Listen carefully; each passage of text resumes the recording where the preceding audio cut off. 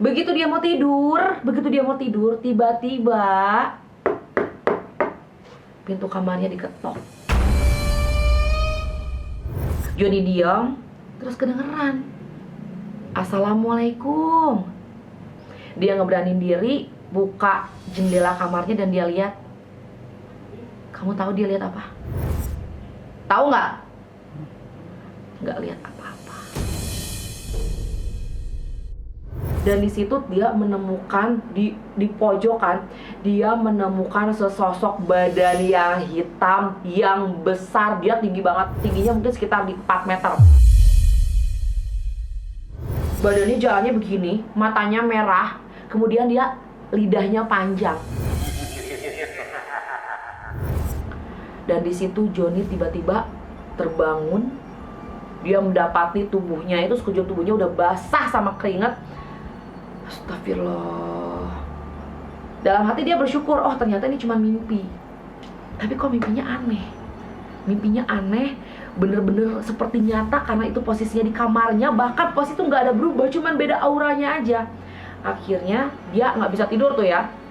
Jadi nggak bisa tidur sampai denger adzan subuh baru dia berani keluar buat sholat. Nah, ketika teman-teman kosannya itu udah pada bangun, gemparlah mereka karena ternyata semua anak di kosan itu mendapatkan mimpi yang sama dengan Joni. Sama. Jadi mereka bercerita mereka mendapatkan didatangi oleh makhluk besar ya, mengacak-ngacak kamar mereka. Kemudian dia datang ke kasurnya dan menjilat-jilat kepalanya sambil berliur. Seperti itu. Nah, tapi ada yang aneh nih. Ada yang aneh ceritanya. Karena kalau teman-temannya itu dia semuanya diobrak-abrik. Meja belajarnya diobrak-abrik, lemarinya diobrak-abrik. Tapi Joni ingat, makhluk itu sebelum dia naik ke tempat tidurnya, dia datang ke lemarinya Joni. Dia cuma garuk-garuk lemarinya Joni, dia nggak bisa buka lemarinya Joni. Sementara teman-teman yang lainnya itu dia bilang dibuka lemarinya, diacak-acak isi lemarinya. Dalam mimpinya seperti itu.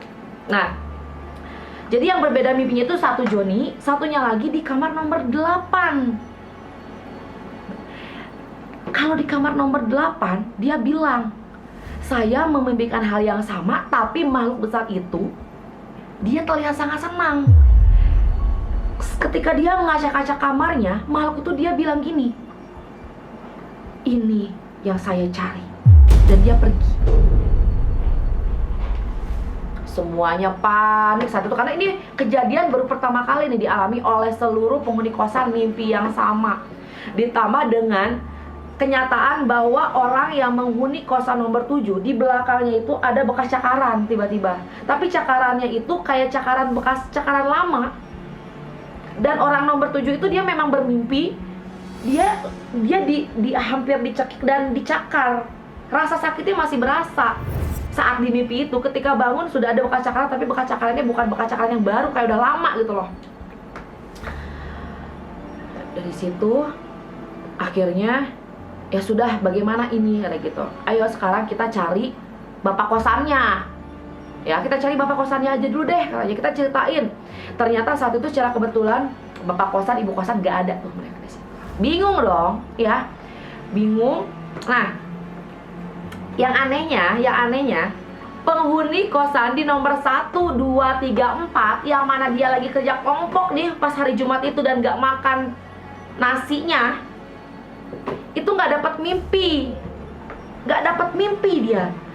Jadi di sini Joni, loh, kok yang dapat mimpi cuman kita aja yang ada di situ, ya kan? Nah, dari situ Joni langsung, coba kita cek nasi tumpeng yang nggak sempat aku makan kemarin. Dibukalah, kan itu ada 4 kotak tuh, 4 kotak itu yang nggak kemakan. Begitu dibuka, itu kan baru 1 malam, ya nggak sih? Dikasih Jumat siang, Jumat paginya itu dibuka lagi, nasinya udah busuk, udah hitam, udah bau, telur ayam semuanya udah ada belatungnya. Nah, mungkin gak sih dalam 1 malam udah berubah dia makanan yang kemarin tuh enak banget itu, besoknya udah berubah dia jadi belatung. Bingung akhirnya ya.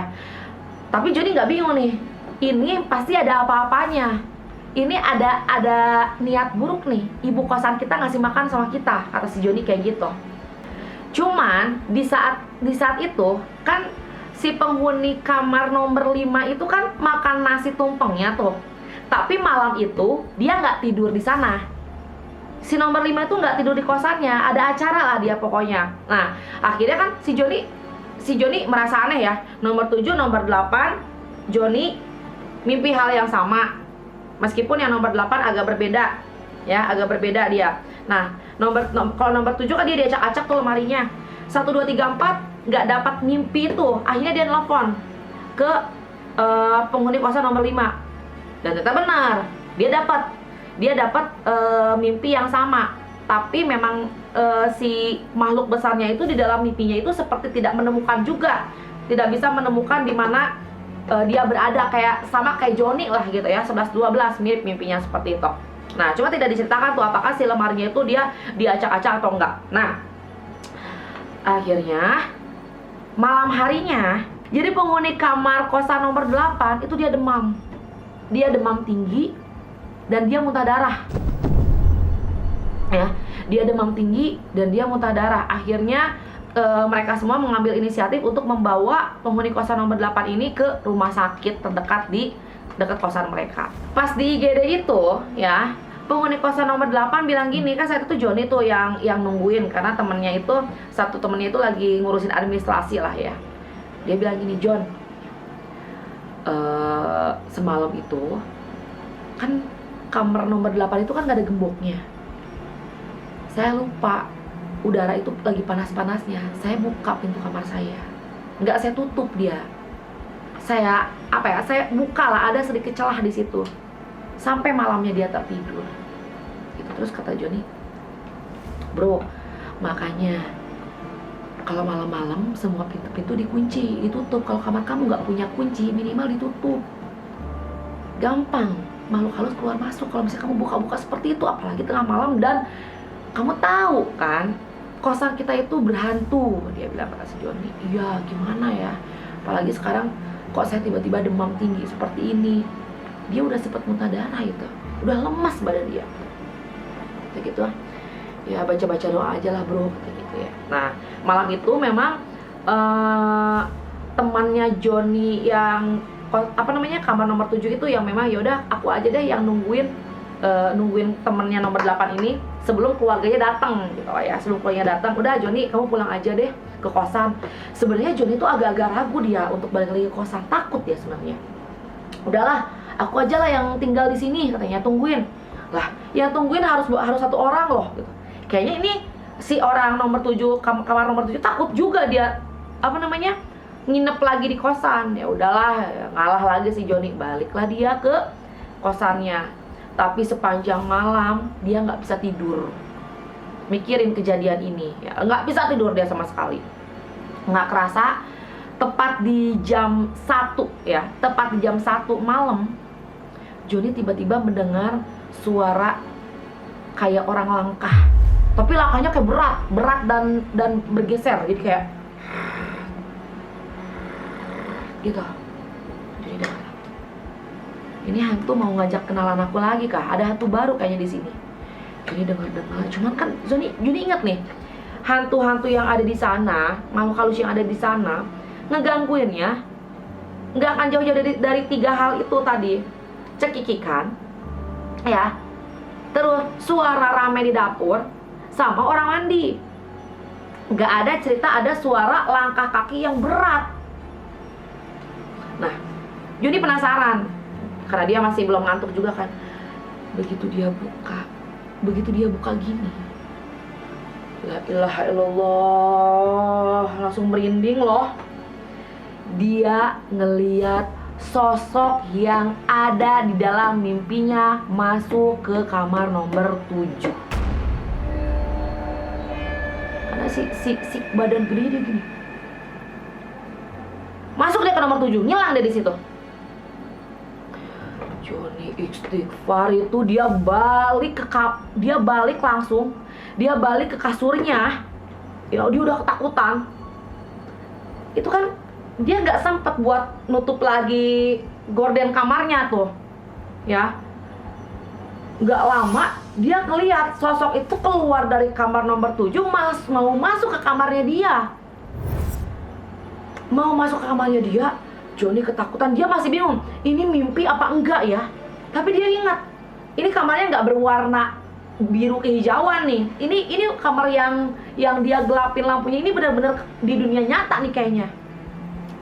Akhirnya Johnny tanpa pikir panjang, dia langsung lari ke dalam lemari. Dia sembunyi di situ. Nah, lemarinya Johnny itu bukan lemari yang dibuka gini loh, tapi lemarinya itu yang digeser. Ya, lemarinya digeser, dia masuk ke dalam situ, dia geser, dia tutup lagi. Kan kalau lemari geser, depan luar sama dalam itu ada kenopnya kan. Dia gituin, dia tahan. Johnny udah nggak ada akal nih. Johnny tahu si hantu, si makhluk gede itu bisa menembus pintu kan. Dia bisa menembus pintu kan. Ini aku pasti ketahuan juga nih. Di lemari kayak gini ya bisa aja dia masuk. Cuman dia ingat satu hal. Di mimpinya itu, dia ingat si makhluk gede itu cuman ngegaruk-garuk aja lemarinya, tapi dia nggak bisa ngacak-ngacak. Nggak tahu, jadi kayak ada di alam bawah sadar dia, mungkin ini adalah tempat teraman nih. Siapa tahu kan, lewat mimpi itu Johnny dikasih tahu tuh ya, kamu sembunyi di situ kalau ternyata kenyataannya bakal kejadian gitu. Akhirnya Johnny sambil dia baca ayat kursi, itu kayak deja vu untuk ketiga kalinya. Orang tiba-tiba dia makin dengar suara deket kan. Nah, yang pertama kali dia acak-acak tuh meja belajar dia. Wah, ini habis meja belajar, kalau bener mimpi aku semalam, dia bakal datang ke lemari ini ngegaruk-garuk nih. Kalau aku beruntung dia nggak bisa masuk, kalau aku apes dia bisa temuin aku di situ. Johnny baca Al-Fatihah dan ayat kursi di sana, ya. Udah gitu Johnny juga baca surat An-Nas, dia tiup-tiupin ke semuanya. Nggak tahu dia nggak tahu itu ngefek atau enggak. Dan ternyata bener dong, suaranya tuh kayak nggak bisa masuk ke dalam lemari itu dia. Akhirnya nggak berapa lama, Johnny kan sekuat tenaga dia kayak gitu. Dia ngedenger suara kasur berderit tuh dia. Dia ngedenger suara kasur berderit dan dia punya feeling gitu ya. Ini kayaknya makhluk itu lagi naik ke atas kasurnya nih. Lagi nyari-nyari aku nih kayaknya nih. Karena di mimpi itu kan si makhluk itu dia kan kayak mencari-cari seseorang tapi nggak nemu tuh dia. Itu waktu kerasa lama juga Johnny nyesel banget, harusnya aku yang jagain si temennya yang nomor 8 itu di rumah sakit biar nggak didatengin tuh. Itu beruntung banget ya si nomor 7 itu. Si nomor 7 itu nggak ada tuh ya. Makanya kayaknya si makhluk gede itu mau datang ke nomor 7 nggak ketemu dia sama orangnya. Ketemunya ke kamar aku nih. Sompret emang ya. Nah, akhirnya nggak berapa lama. Nah, akhirnya keluar juga dia, kayak kok suaranya udah nggak ada. Tapi Johnny nggak berani keluar nih. Sampai ke azan subuh Johnny nggak berani keluar. Johnny nggak berani keluar. Dan ketika pagi akhirnya Johnny bilang, dia nelfon, dia nelfon ke bapaknya. Dia sambil nangis. Bapaknya kaget dong, masa anak cowok ya ini jagoan neon ya kan, udah gede, belum lulus udah mau tuir lah ya, kok nelfon bapaknya sampai nangis segitunya banget. Kagak punya duit lu sampai nangis begini. Di situ Johnny minta maaf sama orang tuanya. Maafin Johnny pak, bu kalau ada salah. Johnny takut mati kayak gitu. Bapaknya kaget dong. Johnny tiba-tiba ngomong kayak gitu. Terus belum selesai Johnny nelfon bapaknya, tiba-tiba temennya yang di kamar nomor 5 itu masuk ke kamar Johnny dan bilang, John, teman kita di nomor 8 meninggal pagi. Di situ Johnny langsung nangis sesengguh-sengguhnya. Itu sesengguh-sengguhnya, apa bahasanya si Resti ya, menangis jadi-jadinya. Takut dia. Sambil masih dia bergetar nelfon bapaknya, Pak, Johnny takut mati, Pak, Johnny takut mati. Gitu dia bilang. Ini ketika mendengar kabar itu ya, si anak nomor iya benar, si anak yang ada di kos nomor 7 itu dia balik, udah pucet dia. Jadi yang nomor 1, nomor 2, nomor 3, nomor 4 panik dia. Tapi nggak sepanik orang-orang di nomor 5 sama nomor 7 ini. Gitu. Karena aduh, jangan-jangan ini ada sesuatu nih yang aneh dengan makanan ini. Dan nomor 1 sampai nomor 4 karena dia nggak merasa makan, gitu kan, dia merasa, oh aku nggak kena sesuatu nih. Nomor 5 sama nomor 7 panik sampai dia juga, ya udah deh kalau kayak gini caranya, saya mau pulang dulu aja ke rumah orang tua saya. Akhirnya karena akhirnya Joni cerita lah sama bapaknya ya kronologisnya. Karena bapaknya udah nggak ngasih duit bulanan dia yang gede, dia akhirnya pindah kosan. Dan ternyata kosannya seperti itu keadaannya, sampai bapaknya, nah ya bapak tuh maksudnya tuh biar kamunya cepat lulus gitu ya. Maksudnya biar kamu tuh nggak malas-malasan lagi, maafin bapak. Udah sekarang bapak transfer, kamu pindah lagi ke kosan yang sebelumnya ya. Udah, jangan pikir macem-macem lagi, jangan ngirit-ngirit lagi. Yang penting, tolong selesaikan skripsi kamu. Udah, hari itu juga dimana siapa anak yang di kamar nomor 5 dan nomor 7 itu balik ke rumahnya ya, Joni langsung pindah kosan. Dan pada saat Joni siap-siap, nggak sengaja, pada saat dia mau keluar, dia sebenarnya nggak kepikiran tuh mau pamitan sama bapaknya, karena dia udah ada sesuatu yang nggak benar nih sama ibu dan bapak kosan dia. Ternyata ketemu dan tahu nggak, bapak kosannya melotot lihat Joni kayak gini nih. Dia kan ceritanya lagi siram-siram tanaman yang depan kosan tuh kan. Pas dia sadar, Pak, loh, gitu. Terus Joni akhirnya basa-basi busuk lah, Pak, saya mau pindah kosan ya Pak ya, karena gitu. Soalnya orang tua saya udah ngasih uang jajan lagi nih, saya mau balik lagi kosan saya yang lama. Soalnya banyak teman saya di sana, biar ngerjain tugasnya gampang. Alasan lah si Joni itu. Bapaknya cuma yang, dia nggak nanyain gimana, dia cuma yang, bapaknya tuh kayak yang kaget ngeliat, loh, kok si Joni ini masih hidup? Gitu loh, yang ketangkep itu loh. Kekagetannya tuh kaget yang kayak, loh, kok saya bisa masih lihat anak ini gitu loh. Nah, udah akhirnya singkat cerita si Joni pindah ke kosannya, udah nggak ada lagi cerita yang aneh-aneh. Nah, belakangan Joni nggak sengaja nih ya ketemu lagi sama temennya yang di nomor 5 ini. Dan yang di nomor 5 ini Joni baru tahu kalau ternyata penghuni kosan nomor 7 baru kemarin meninggal juga. Akhirnya Joni sama temennya yang nomor 5 ini, aduh gimana nasib kita ya gitu. Nah terus tiba-tiba si nomor 5 itu bilang katanya, bro, tapi mudah-mudahan katanya ini cuma prediksi kita aja ya. Cuma prediksi kita. Gimana bro? Mudah-mudahan kita selamat lah. Gue sering ngeliat lo rajin sholat.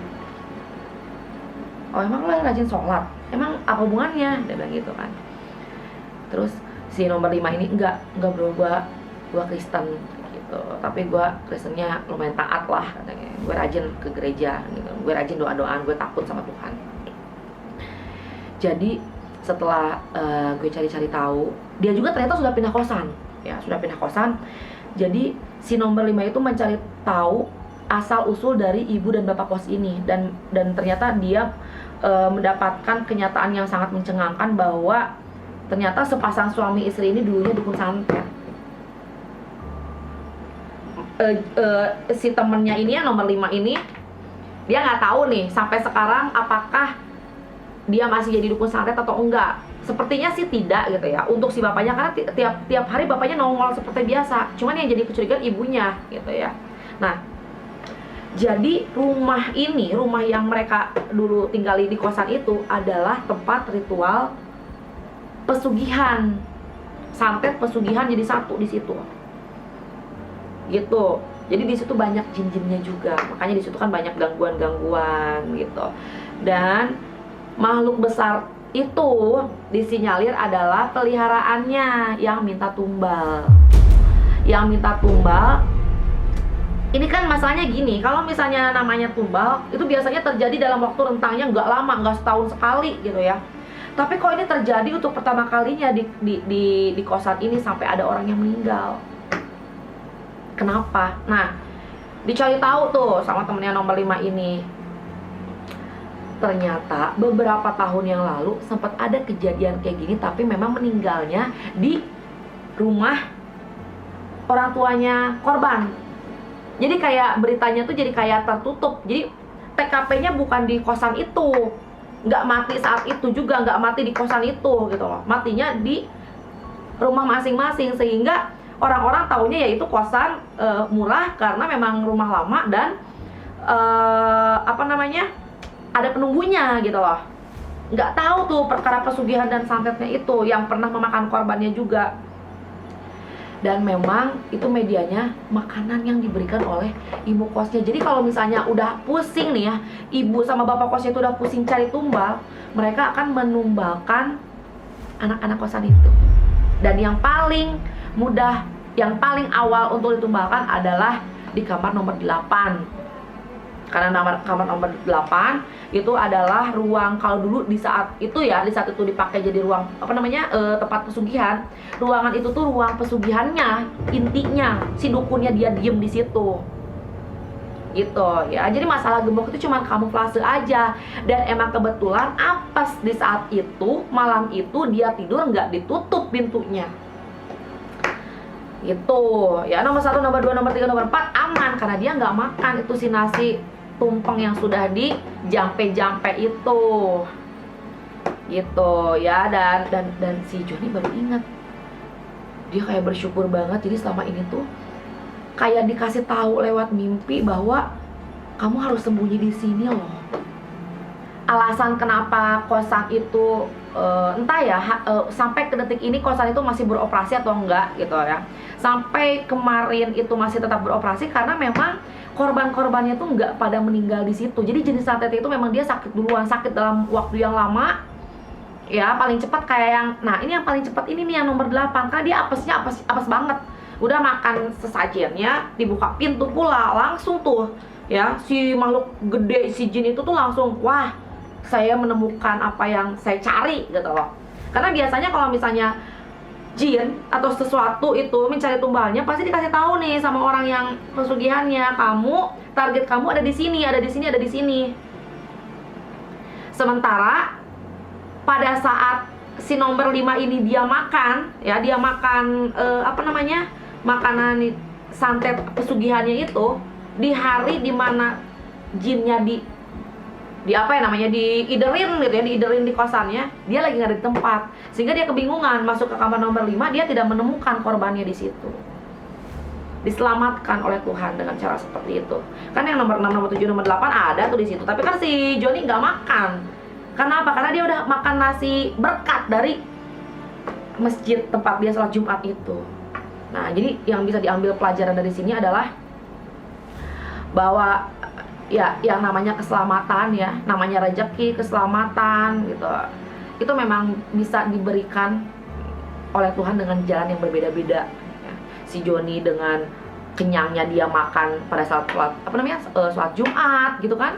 Terus juga yang nomor 5 juga karena memang dia ada kegiatan, nggak bisa tidur di malam itu. Jadi pertolongan Tuhan atau pertolongan Allah itu bisa dari mana aja gitu. Jadi buat teman-teman mungkin ini bisa dijadikan pelajaran, jangan jauh-jauh ya dari Tuhan, dari Allah, biar kita selalu diberi keselamatan terhadap orang-orang yang berniat jahat sama kita. Karena kan dalam doa juga, ya Allah tolong jauhkan hamba dari godaan setan yang terkutuk dan jauhkan hamba dari segala mara bahaya. Bukan godaan setan tapi mara bahaya ya, salah satunya itu santet, pesugihan dan segala macamnya. Makanya berdoa sebelum melakukan segala sesuatu itu sangat penting gitu ya.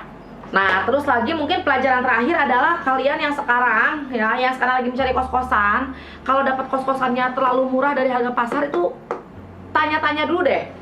Kenapa itu disewa dengan sangat murah? Ada apa? Namanya orang buka kosan pengen untung, ya nggak sih? Dijual murah juga kalau misalnya di bawah harga pasaran, tanya dulu. Kalau misalnya apalagi apa namanya, bagus ya, bagus tapi dijual murah. Kenapa tuh? Kalau misalnya ya yang biasa-biasa dijual murah tapi sedikit bawah harga pasaran masih wajar. Tapi yang double kill ini, kos-kosannya itu bagus, tapi bukan berarti nih kos-kosan yang bangunannya baru, bangunannya bagus, harganya dipatok mahal, nggak ada penunggunya juga, nggak bisa kena santet juga. Tapi kalau itu terjadi bener-bener namanya double kill banget deh ya. Lu udah bayar mahal gitu kan, tapi lu kena begituan juga. Jadi ya apa sih namanya, lebih pilih-pilih lah, lebih hati-hati untuk memilih kos-kosan gitu deh. Oke, sekian dulu cerita dari aku ya. Mudah-mudahan nanti kita akan nyeritain apa lagi ya. Teman-teman kasih komentar dong, mendingan kita cerita apa lagi nih untuk episode yang kelima ya. Buat teman-teman mudah-mudahan senang ngedengar ceritanya dan ngerti juga apa yang aku sampaikan gitu ya. Udah kayak gitu, kalau misalnya belum subscribe dulu dong biar akunya juga happy gitu ya, semakin semangat untuk membuat video-video selanjutnya. Mohon maaf kalau salah-salah kata. Sampai ketemu di next video. Assalamualaikum warahmatullahi wabarakatuh. Dadah.